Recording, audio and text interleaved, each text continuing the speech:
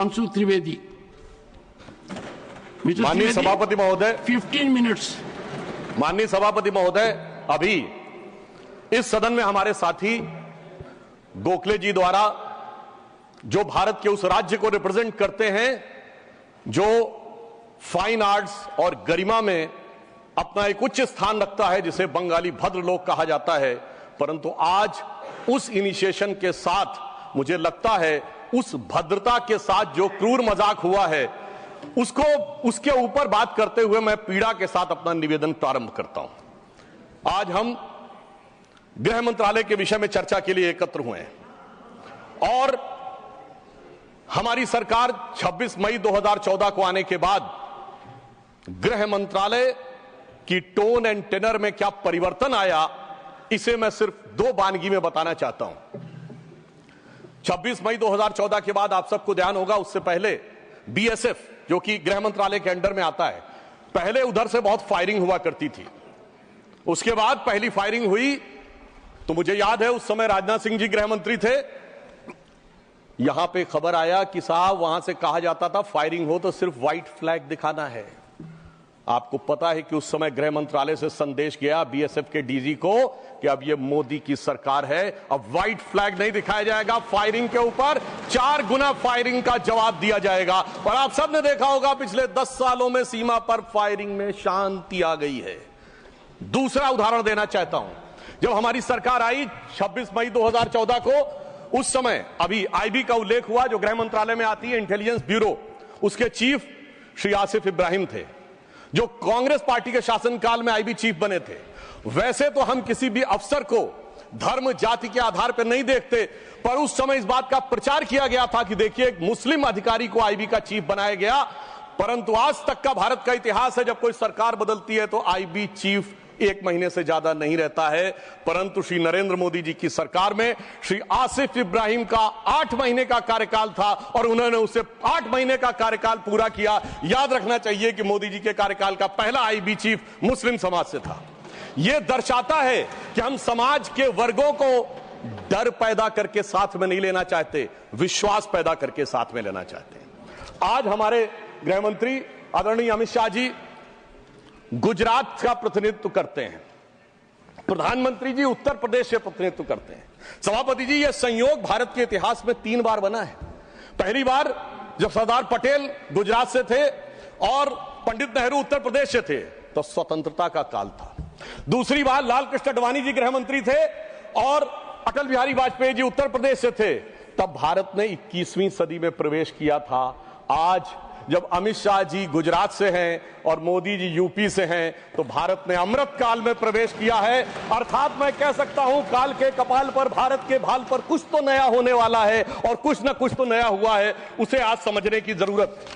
अब मैं बताना चाहता हूं कि गृह मंत्रालय ने इस दरमियान किस किस प्रकार से कार्य किए। मैं 3 प्रकार के कार्य बताना चाहता हूं। एक, वो कार्य जो पिछली सरकारें भी कर रही थी वो हमने करके दिखाया। दूसरा, वो कार्य जो पिछली सरकारें कर ही नहीं सकती थी, सोच नहीं पाई, वो करके दिखाया। और तीसरे वो कार्य हैं जिसपे पिछली सरकारों ने एड़ी चोटी का जोर लगा दिया कि नहीं हो सकते, वो भी करके दिखाया। पहली श्रेणी में वो कार्य हैं, यानी मैं मानता हूं दूसरी सरकारों ने भी प्रयास किया होगा कि आतंकवाद की घटनाएं कम हो और अपराध की घटनाएं कम हो। तो मैं बताना चाहता हूं आतंकवाद की जो कुल घटनाएं जून 2004 से 14 के बीच में 7214 थी, जो 14 से 2024 के बीच में 2240 से 69% की कमी आई है। कुल मृत्यु जो नागरिकों की और सिक्योरिटी फोर्सेस की होती थी उसमें 68% की कमी आई है। नागरिकों की जो मृत्यु होती थी उसमें 81% की कमी आई है। सिक्योरिटी कोर्सेस में जो फोर्सेस की जो मृत्यु होती थी उसमें 46% की कमी आई है। और मैं एक महत्वपूर्ण बात बताना चाहता हूं, स्टोन पेल्टिंग के इंसिडेंसेस 2010 में 2654 थे, अब 0 हैं।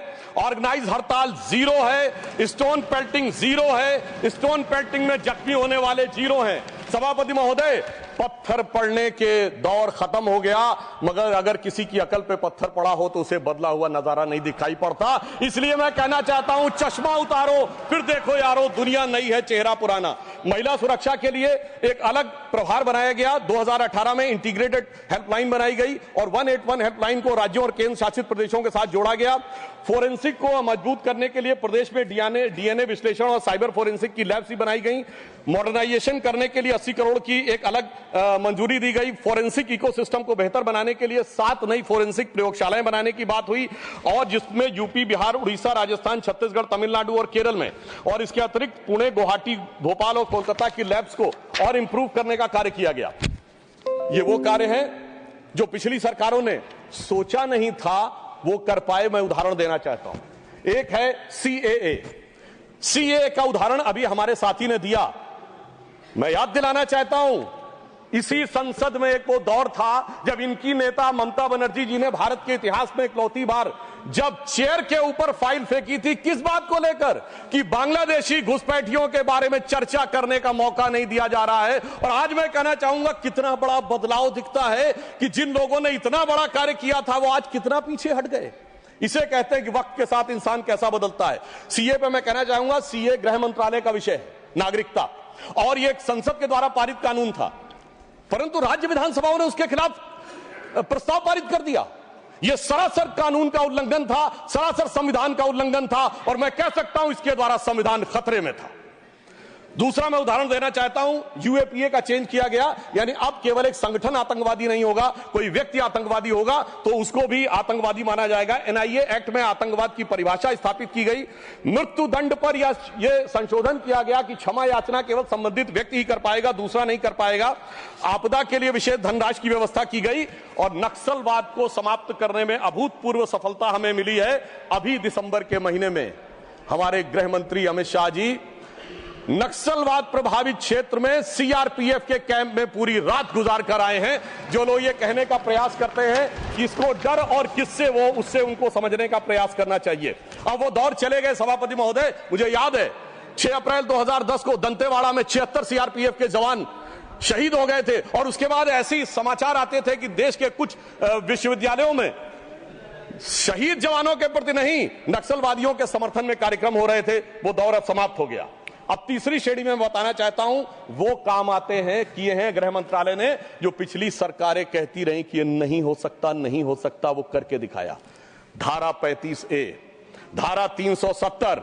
मैं कह सकता हूं जब सरदार पटेल गृह मंत्री थे, राज्यों का महकमा उनके पास था, वो कश्मीर की कसक जो रह गई थी, वो कसक अगर आज समाप्त हुई है तो अगस्त 2019 में अमित शाह जी के शासनकाल में वह समाप्त हुई है। मैं कहना चाहता हूं, श्यामा प्रसाद मुखर्जी जी ने पहला बलिदान दिया था। रावी के तट पर 26 जनवरी 1930 को कांग्रेस के लाहौर अधिवेशन में स्वराज्य की शपथ ली गई थी, पर वो शपथ अधूरी रह गई थी। तो सरदार पटेल के दिल में कसक थी, श्यामा प्रसाद मुखर्जी जी का बलिदान था, और अटल जी के दिल में वेदना थी। उन्होंने कहा था 15 अगस्त का दिन कहता आजादी अभी अधूरी है, सपने सच होने बाकी हैं, रावी की शपथ न पूरी है। परंतु वो शपथ किसने पूर्ण की? प्रधानमंत्री श्री नरेंद्र मोदी जी के नेतृत्व में हमारे वर्तमान गृह मंत्री श्री अमित शाह जी ने उसको पूरा किया।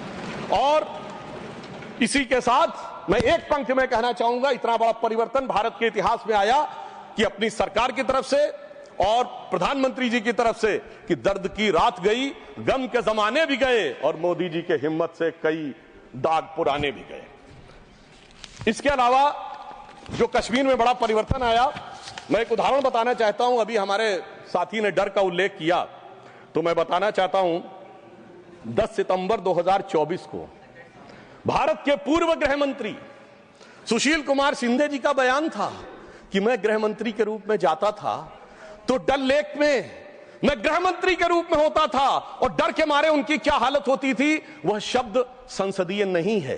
तो मैं अपनी स्वरचित पंक्ति में कहना चाहूंगा, हमारे साथी सब समझ जाएंगे कि लहूलुहान थी घाटी और झेलम डरी हुई थी, खामोशियां रातों की दिन में भरी हुई थी, और दहशत का था वो आलम कि डल लेक घूमने में गृह मंत्री के पग के नीचे धरती फटी हुई थी। और आप समझिए आज हमारी स्थिति यह है कि हमारे गृह मंत्री वो हैं जिनको देखकर आतंकवादियों की छाती फटने लगती है, और आतंकवाद के समर्थन करने वालों के छाती में दर्द होने लगता है। सभापति जी, मैं कहना चाहता हूं, उनकी सरकार और हमारी सरकार में यह अंतर था जो भारत की परंपरा में है।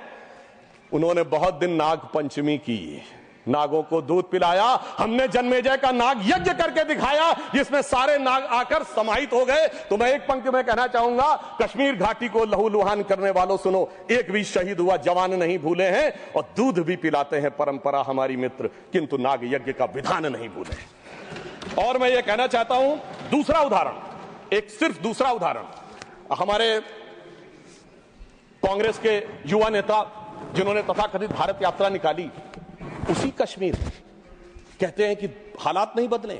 इस पूरे देश ने वो दृश्य देखा जब भैया और बहन दोनों सुरक्षित वातावरण में मधुर मनोभावों के साथ बर्फ के गोले के साथ खेलते नजर आ रहे थे। और ये वही कश्मीर था जहां उनके गृह मंत्री के पैर के नीचे धरती फटी जा रही थी। इतना बड़ा बदलाव भी दिखाई नहीं पड़ता। मैं पूछना चाहता हूं मेरे भाई कि अगर आप ये कहना चाहते हैं वही कश्मीर था जहां ऐसा इसके झंडे दिखाई पड़ते थे, जहां पाकिस्तान जिंदाबाद के नारे दिखाई पड़ते थे, वहां पर अगर आरजी और पीजी दोनों एक साथ सुरक्षित थे, एसजी भी खुश रही होंगी, मुझे लगता है जीजा जी को भी खुशी का एहसास होना चाहिए। मैंने किसी का नाम नहीं लिया है। और इसके लिए गृह मंत्री जी को साधुवाद देना चाहिए कि कश्मीर में इतना बड़ा बदलाव देखने को मिला है, कम से कम इतना तो करना चाहिए। और मैं अपने साथियों से कहना चाहूंगा जो उनके नेता बोलते हैं डरो मत, हकीकत का सामना करो कि कितना बदलाव आया है, इसको स्वीकार करो, डरो मत। डरने का काम देश के विरोधियों के लिए छोड़ दो हमारी सरकार ने। इसके अलावा हमारी सरकार के समय में इंडियन पैनल कोड को भारतीय न्याय संहिता के रूप में जो बदलाव किया गया वो एक महत्वपूर्ण बात है। परंतु मैं सभापति महोदय यह भी बताना चाहूंगा कि जब भी किसी चीज की तुलना हो तो तुलनात्मक होनी चाहिए। जब हमारी सरकार आई और गृह मंत्रालय का दौर आया तो उस जमाने में क्या अंतर था सिक्योरिटी में और आज क्या बड़ा अंतर है। राष्ट्रीय सुरक्षा सबसे प्रमुख दायित्व है। जैसा कि हमारे साथी ने कहा, लॉ एंड ऑर्डर तो स्टेट का सब्जेक्ट है, पर राष्ट्रीय सुरक्षा गृह मंत्रालय की बात मैं पूछना चाहता हूं। हमारी सरकार आने से पहले दिल्ली में धमाके नहीं होते थे क्या? मुंबई में नहीं होते थे? चंडीगढ़, गुवाहाटी, लखनऊ, फैजाबाद, जयपुर, नागपुर, हैदराबाद, कौन सा ऐसा शहर का जहां धमाके नहीं होते थे? चलती ट्रेन में धमाके, चलते बस में धमाके, लोकल ट्रेन में धमाके, और लिखा रहता था बस अड्डे पे धमाका, रेलवे स्टेशन पे धमाका, लिखा रहता था छूना नहीं धमाका हो जाएगा। मगर इसके बावजूद आज वो केवल दक्षिण कश्मीर के 4 जिलों तक सीमित हो गया है। इसके बावजूद इतना बदला हुआ नजारा नजर नहीं आता है।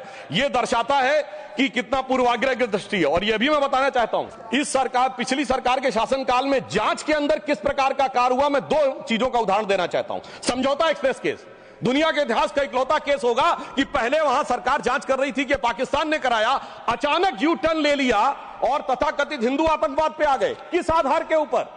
आरोपी के रूप में असीमा आनंद जी का जेल में इंटरव्यू। मैं पूछना चाहता हूं जेल में इंटरव्यू कैसे हुआ? बजाय इंटरव्यू लेने वाले पे कार्रवाई होने के पुलिस के सामने दिया गया बयान एडमिसिबल नहीं होता है और इंटरव्यू के आधार के ऊपर चेंज कर दिया।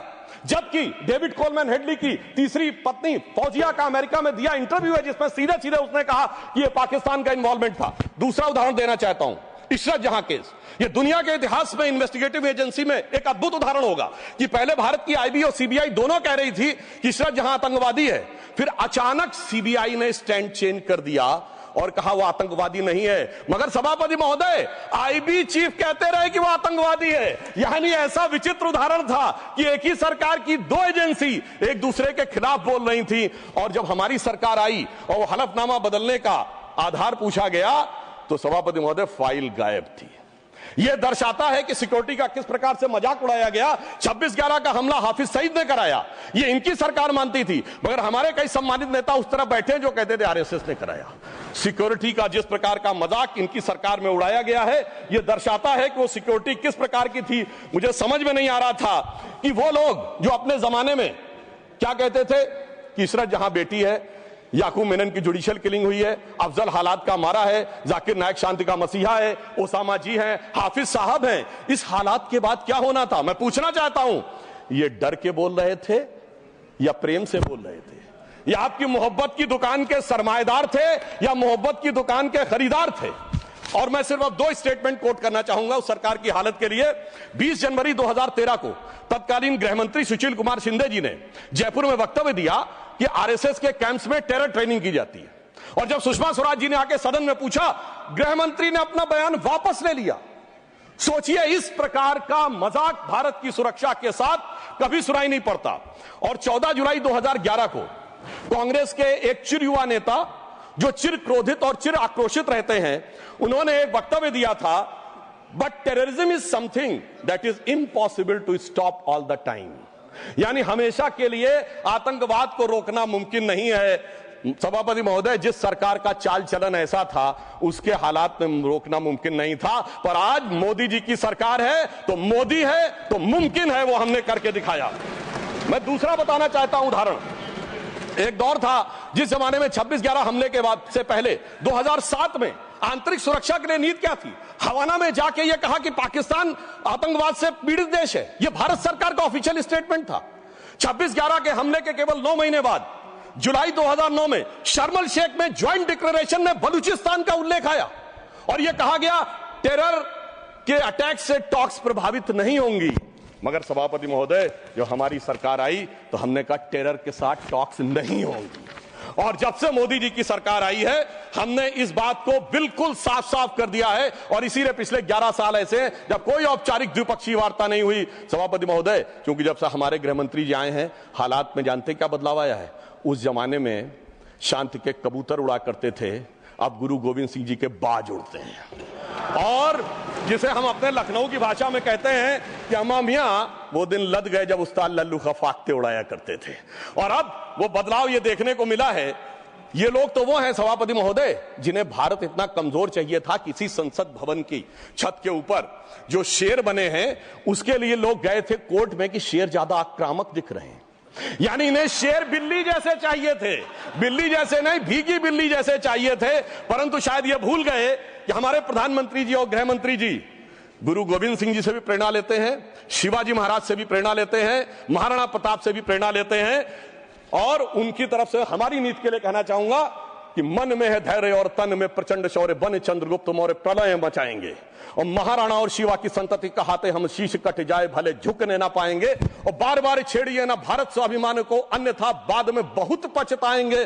सौगंध मां भवानी की उठेगी ललकार, जब आपके घरों पे चील कौवे मंडराएंगे। और ये आपने देखा, ये बालाकोट में भी दिखा, ये सर्जिकल स्ट्राइक में भी दिखा। और तब हमारे विरोधी क्या कहते थे? आदमी मरे थे कि कौवे मरे थे, पेड़ गिरी थी कि बिल्डिंग गिरी थी। इस प्रकार के मजाकिया बात करने वाले लोगों को मैं बताना चाहता हूं कि भारत की व्यवस्था, अभी एक विषय का उल्लेख आया हमारे साथी ने, मैं एक बात पूछना चाहता हूं। वोटर डुप्लीकेशन की बात हमारे विरोधी उठाते हैं। मैं कहना चाहता हूं, अगर वोटर डुप्लीकेशन की बात करना चाहते हो तो पहले सिटीजनशिप डुप्लीकेशन तो क्लियर कर लीजिए। क्यों नहीं एनआरसी के लिए हां बोल देते हैं, उसके बाद यह मुद्दा ही खत्म हो जाएगा। भाई, जब आप कह रहे हैं कि वोटर्स को लेकर आपके मन में संदेह है तो एक बार एनआरसी करवा दीजिए, दूध का दूध पानी का पानी। मगर सभापति महोदय, एनआरसी क्यों नहीं करानी है? उसका कारण यह है कि पिछले चुनाव में सबसे बड़ी जीत कहां पे हुई है? असम की धुबरी सीट पे कांग्रेस के नेता रकीबुल हसन 10,25,000 से जीते हैं। और असम के जो हमारे साथी यहां बैठे होंगे, धुबरी को मिनी बांग्लादेश कहा जाता है। तो इसलिए एनआरसी नहीं करानी है, मगर डुप्लीकेशन का मुद्दा उठाना है। मैं पूछना चाहता हूं जो लोग इस विषय को उठाना चाहते हैं। सर, मैंने तो बोला ही नहीं, मैंने तो सिर्फ ये तारीफ की वो जीते हैं। I have just put up the facts and nothing personal. I have said he has got the biggest. Sir, हमने तो सिर्फ एक डाटा बताया है। Sudhanshu ji, take your seat. Honourable members, एक second, 1 second. Honorable members, my very extensive ruling is there that this House, the Council of States, is well within its rights to discuss conduct of any person, including member of that House. Not, I will look into it. Look here. 1 second. 1 second. Honorable HM. मान्यवर, मैं बड़े ध्यान से माननीय सदस्य का भाषण सुन रहा था। इन्होंने कोई टिप्पणी माननीय सदन के दूसरे सदन के सदस्य के लिए नहीं की। इनका जीत का मार्जिन बताया, वो रिकॉर्ड का हिस्सा है मान्यवर, भारत के चुनाव आयोग के रिकॉर्ड का हिस्सा है। और इसमें अगर थोड़ा ऊपर नीचे होता होगा 2-5 हजार, तो कल भाई लेटर देकर सुधार देना सुधांशु। नहीं, एक सेकंड। माननीय सदस्यगण, इसी सदन में जब तत्कालीन सदन के नेता पीयूष गोयल जी ने लोकसभा के सदस्य जिन्होंने विदेश में जाकर भारत पर कुछ टिप्पणियां की थी वो मुद्दा उठाया तो एक पॉइंट ऑफ ऑर्डर रेज किया गया और पॉइंट ऑफ ऑर्डर का मैंने निर्णय दिया और मैंने कहा कि अपने रूल स्पष्ट हैं और रूल ये कहते हैं कि लोकसभा के सदस्य के बारे में चर्चा यहां हो सकती है। अंकुश एक है नियम में, नियम बहुत स्पष्ट है कि आप आरोप नहीं लगा सकते और आरोप लगाते हो तो सभापति को सूचित करो। मैंने बारीकी से तत्कालीन सदन के नेता पीयूष गोयल का बयान देखा। उन्होंने लोकसभा के सदस्य के बारे में जो कुछ कहा वो हूबहू लंदन में उन्होंने कहा और चूंकि वो भारत विरोधी था, as it is I have to give my ruling. Sudhanshu ji, you will conclude tomorrow. The House stands adjourned to meet at 11 a.m. Thursday, the 20th of March 2025, with one clarification from my side. When I was talking about jurisdiction, the jurisdiction was with respect to CBI and not IB.